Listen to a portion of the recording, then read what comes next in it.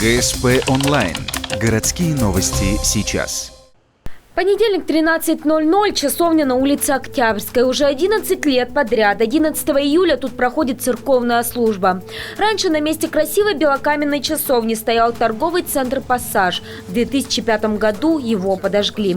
Кирпичное строение навсегда осталось последним пристанищем для 25 человек. Литургию по ним провел отец Евгений.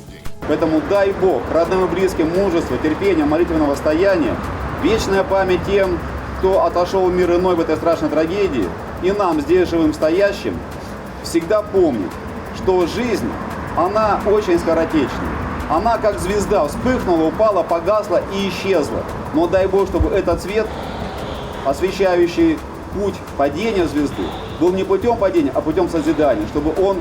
Почти все из погибших были молодые женщины. Им бы рожать детей и радовать своей красотой родных. Их жизнь только начиналась, а оборвалась вмиг, солнечным июльским днем. Прошло уже 11 лет, а их родные так и не смогли смириться с потерей.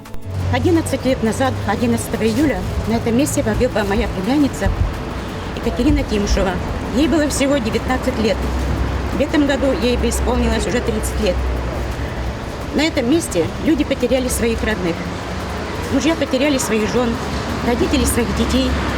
Кто-то потерял дедушку, дядю. В общем, пострадали все.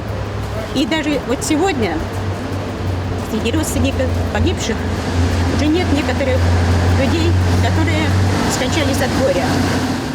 Они потеряли самых близких, и за эти годы легче им не стало. Ежегодно родные погибших приходят сюда с единственной мыслью, чтобы эту трагедию не забыли и чтобы заказчиков поджога нашли. И пускай они уже прождали 11 лет, а возмездия так и не было. Готовы ждать еще столько же, лишь бы виновных наказали.